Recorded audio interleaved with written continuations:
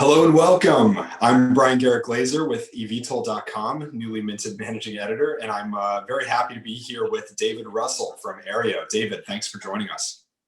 My pleasure. Do you want to start by telling us a little bit about yourself and Aereo and maybe some of the work that you've been doing with Veron vehicles, and then we'll dive into the specifics of talking about air traffic management and all these systems that we're going to need to bring together. Sure. I started basically my career doing auto routers and large system designs, back in the 80s. I wrote auto routers for about 15 years.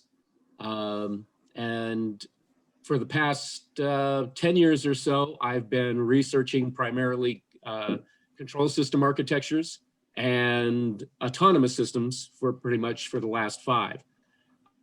So we put together the group at Aereo because we saw that the auto router technology, if you could take it from 2 dimensions, which is basically all it is for printed circuit boards, into 3 or 4 dimensions, there were some things that you could do with it that could be very beneficial in UTM systems. So we started with that and quickly came to the realization that it was necessary but not sufficient. The problem is that if you want to try to deconflict prior to flight, you really have to know exactly where and when the vehicle is going to be along its trajectory. And the final piece to that came together in what we call the continuous path regulator. So once we had both those pieces, we knew now that we could add flight path management into the ecosystem, if you will, of the UTM and add capabilities that simply weren't there before. Okay, so we're talking about designing a traffic management system, right? For manned and eventually unmanned vehicles in urban airspaces. And we're talking about autopilot and auto flight capabilities and combining that with the ability to dynamically reroute the flight paths of vehicles to account for anything that gets in the way, or the need to respond to an emergency situation, all the while trying to get from one vertiport to another as economically and quickly as possible. Is that what we're talking about here? Close. There is some mixed messaging in there in the way you described it. If you go back to, say, 2016, way back when, or around then, there were 2 basic schools of thought in terms of how do you get from point A to point B.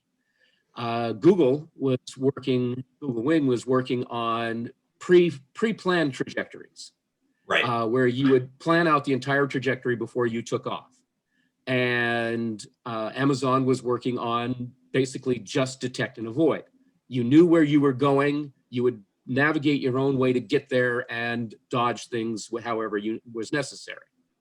I believe it was David Voss that said at AUVSI that the problem with pre-planned trajectories was that they basically don't handle surprises well, right? Once you get out of your slot, everything kind of comes apart, and they didn't know how to solve that problem. So what we've done is we've gone to pre-planned where we're proposing pre-planned trajectories, but what we do is we add another dimension to the path that we call an avoidance limit. So you can think of it as a sphere around the vehicle that allows you to maneuver, to do detect and avoid, at the same time you know that as long as you stay within that bubble, you are not going to impede or intrude on another vehicle's path. Mm-hmm. So it gives you the best of both worlds. By knowing exactly where and when your vehicle is going to be at all times, we can keep it deconflicted from the beginning. Yeah. And it's still able to move around and dodge and do what it has to do. But, for example, it allows you to create the flight path specifically for the mission plan in the vehicle. You would not want to be in an Uber Air taxi that was only working on detect and avoid. It'd be bouncing all over the place. Right. But the rules for delivery drones would be completely different. But deconflicting them before, while you've got all of the information about the entire airspace available to you, allows you to mix all of these different types of vehicles in the same airspace with no problem. Okay, that's where I was going mentally. So that makes perfect sense. I was thinking this sounds like a way of blending the different levels of separation that we've been talking about, the pre-flight planning, the strategic deconfliction that a UTM does, as well as the last resort detect and avoid. I think it sounds like you probably agree. I think the way that most people talk about detect and avoid, it almost sounds it's almost presented differently from the fact that this is really supposed to be a very, very last resort thing. You don't want to be using any sort of detect and avoid system on a regular basis. That is not the plan. And there will be, this requires, for instance, there are multiple, if there are multiple vendors in the same airspace, which is going to happen, I would have no trouble sharing our flight plans with everybody else. We're sharing them with the FAA. It can go around in various different ways. But even if you had someone who was not sharing, think of it this way: if they're doing detect and avoid, they are limited by the limit of their sensors. But if I know exactly where and when I'm going to be, I can use V2V communications to expand, to give that information to the detect and avoid vehicle. And now he knows where I'm going to be way past his own detection limits. So I've made the entire system smarter just by being there. Yeah.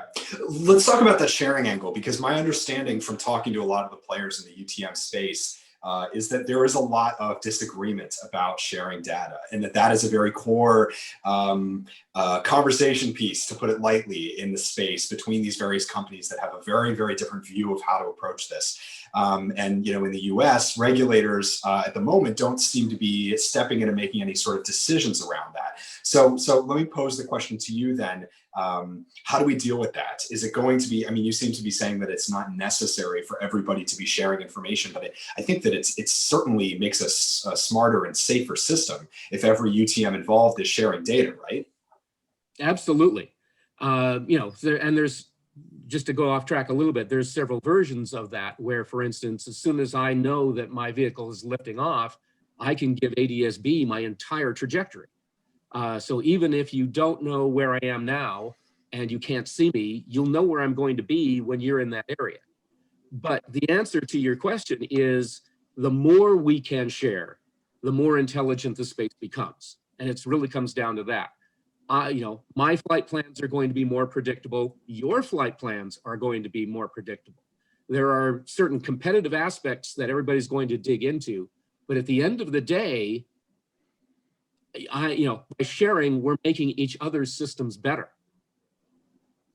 Right, right. One of the main things, the main problems of a detect and avoid, and we did this in one of our simulations, is as the number of vehicles increases, you get kind of a pachinko effect, right? Where you can do one detect and avoid. So I've moved off my basis flight plan. I'm just trying to go that way real fast.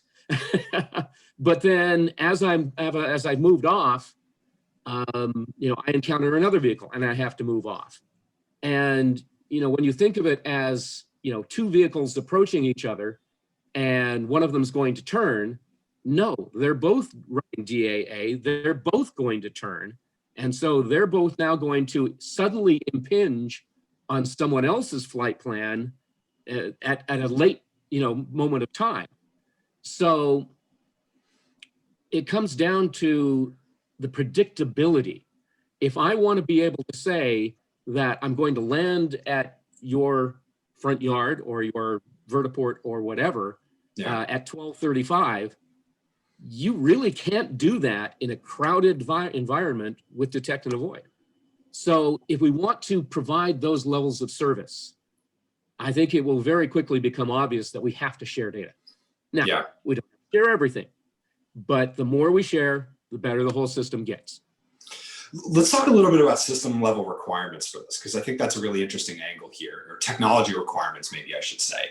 In the US, we're expecting in a couple of months that the FAA will release its final rule on remote ID. Everyone's been waiting anxiously. Yay! Yeah, finally at last. It's been years and years. So this is remote identification for drones, essentially license plates for drones flying around in the sky that says who's operating the drone, or something to that effect, and broadcasting its position and its trajectory, at every at some sort of interval. And one of the things that it's IFS. Right. But one of the things that I've heard about the way that the US is approaching remote ID is that the interval is pretty limited, to say the least, is that the interval for broadcasting updates on remote ID is once every minute, which is really not enough to enable any sort of UTM system. And so this brings me sort of to the question of, what are those system level requirements? I think you mentioned earlier that we have to have pretty much perfect understanding of where every vehicle is and where it's going at every moment in time in order to do this. And so whether we're talking about remote ID or we're talking about the accuracy of today's navigation technology and GPS and that sort of thing, how close are we to having the underlying technological accuracy and reliability that we need to enable this sort of system, and where do we need progress most? That's a really good question. The continuous regulator basically is an equation that gives you not a state estimate of what you should do next. It gives you an exact mathematical solution that gets you back on position, on velocity, and on time for every sample. So from that standpoint, we have the technology now that I can fly a 4-dimensional flight plan and I can stay right on it. Now, that's only as good as knowing where my position is. So that's the first key factor. So the good news is that the system is very flexible in this matter, in that, the avoidance limit, the bubble I was talking about, we can make that as big or as small as we want to make it. If I've got a detect and avoid vehicle that's working off just GPS, I might need 20 meters of bubble that I can use because he's going to bounce around. I could have someone in the airspace that's flying manually, and they're going to need a bigger bubble. Yeah. And that's all fine as we start off, and it's not very crowded. But as we get more and more crowded and more complex, flying downtown San Francisco, we need to get those bubbles smaller and smaller. And to do that, we need better positioning information.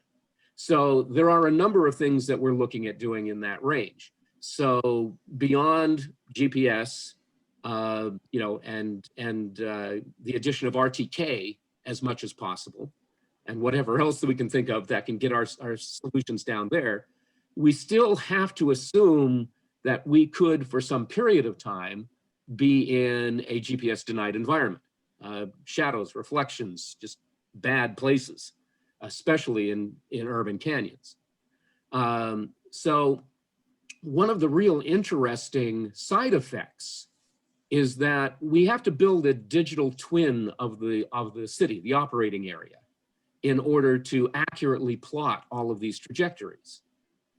If I've got that digital twin and it's relatively accurate, I can simulate what the camera, if you will, whatever sensor I'm using, LiDAR camera, what that should see at any given moment in time. And so I can build up a frame rate that says, hey, if you're in the right place, the skyline should look like this. And interestingly enough, by comparing that, say you compare 16 frames simultaneously between what the camera's picking up now and what the simulation says it should see, I can not only use parallax to define the difference in my position, but I can also define the difference in my time.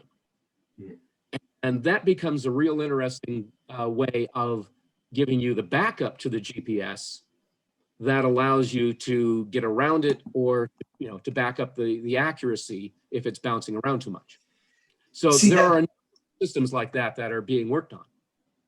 That's very interesting. That's really, really, really fascinating technology, and I can see the application of that. But it brings me to another question about systems level requirements, which is connectivity, because that sounds like that's going to require quite a bit of robust connectivity that allows for quite a bit of data to be transferred. In a lot of my conversations with people in the UTM space, they'll talk about, for example, if you're going to use something like onboard detect and avoid, right, where the drone or the vehicle has detect and avoid capabilities, and of course processing on board. It doesn't need to relay any video to the ground and back, which greatly reduces the connectivity requirements. So what you're talking about, it sounds like the connectivity requirements for that kind of a system would be quite high. So that brings me to sorry, I just moved my camera. Brings me to the question of where are we on that front in areas like Bogota and Latin America? Well, this is where I'll disagree with you.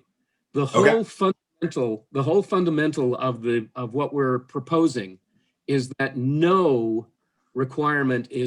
there is no requirement for communication. Now, we'll certainly use whatever communication is available. But one of the things I learned in doing radio for 30 years in highly complex, crowded environments is that wireless is fundamentally unreliable. Right. It has nothing to do with how good your radio is. It is simply just not reliable. It's because it works like email. The message is going to get there. You just can't ever know when. And you're absolutely right. Most of the proposals that are being made require very clear, robust communications. So look at it this way.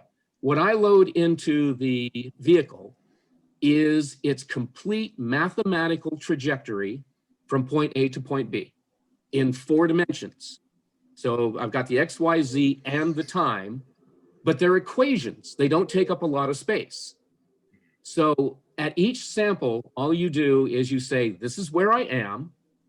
The mathematical equations of your path tells you where you're supposed to be, and the CPR gives you an exact mathematical transform that gets the vehicle from where you are to where you're supposed to be in an exact form every sample. Okay, so that means I don't need to be constantly communicating with the ground to tell me what to do and where I'm going.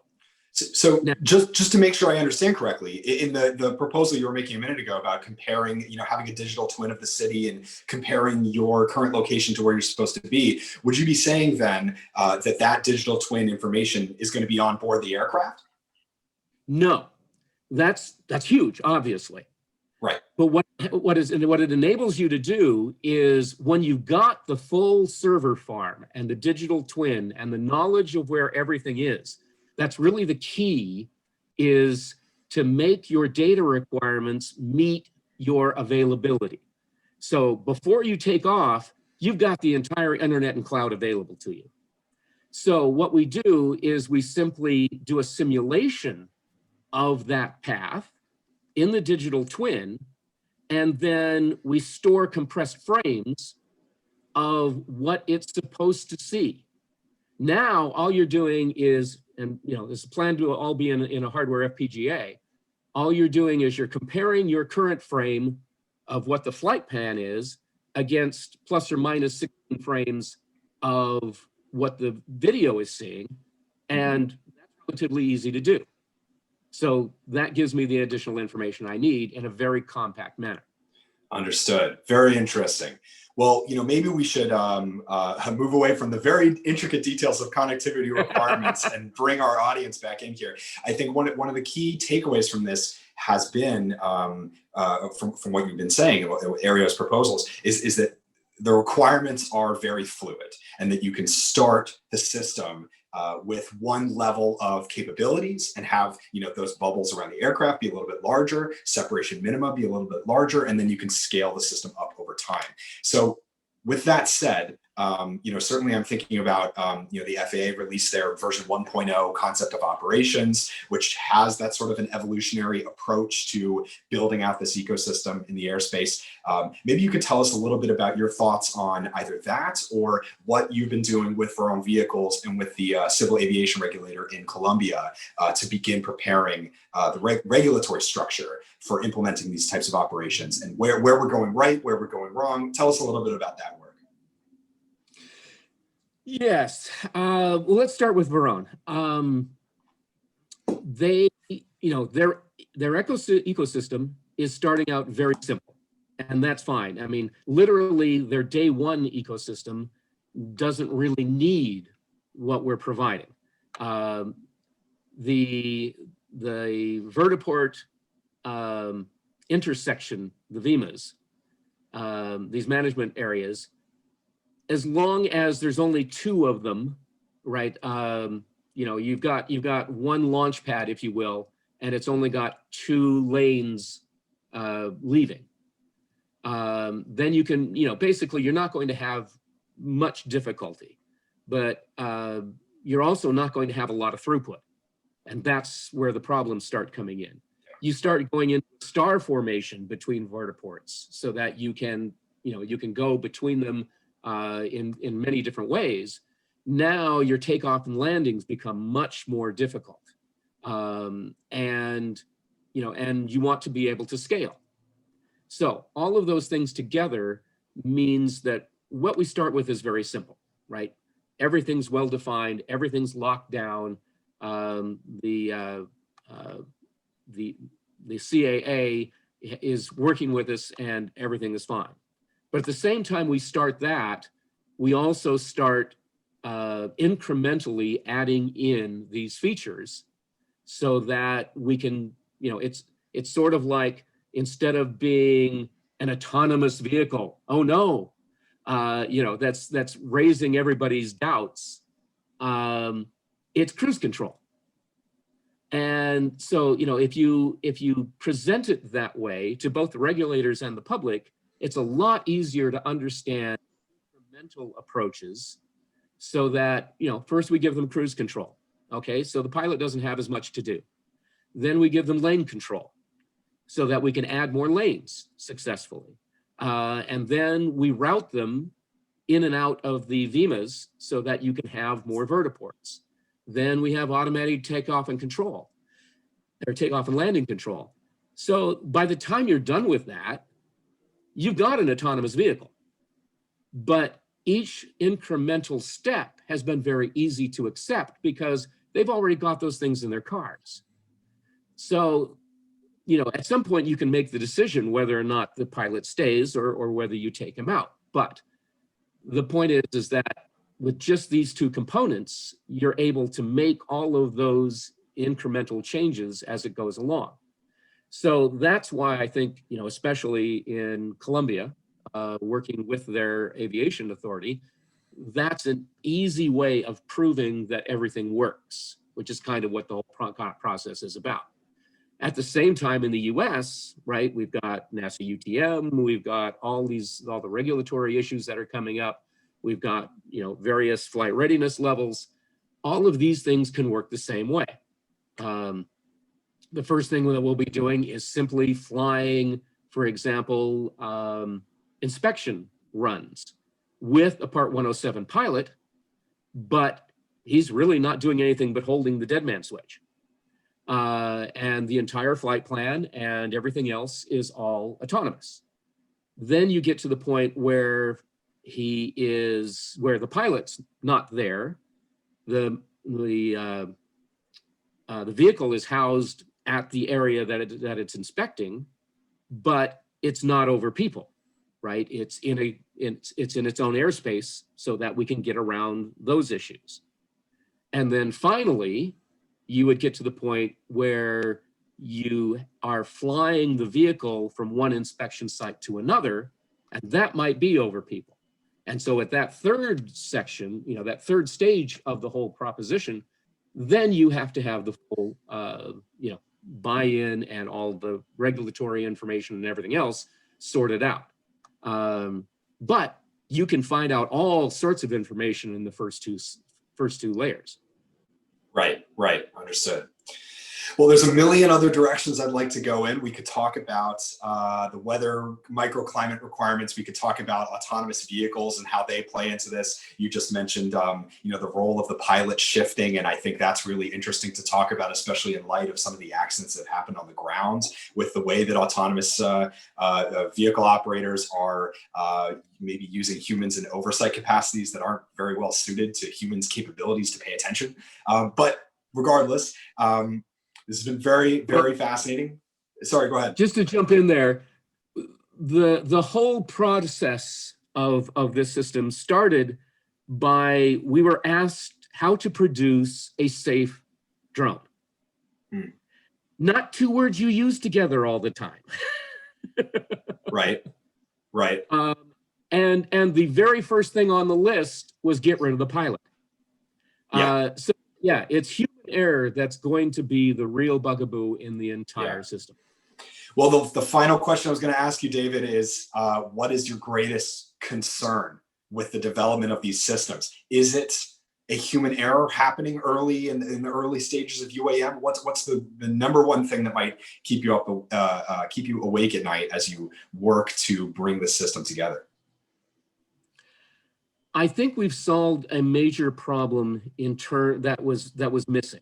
What kept me up at nights was just in my head seeing all of these vehicles flying around trying to avoid each other. But there wasn't a good solution in the other direction, of being able to reschedule their flights so that it wouldn't happen.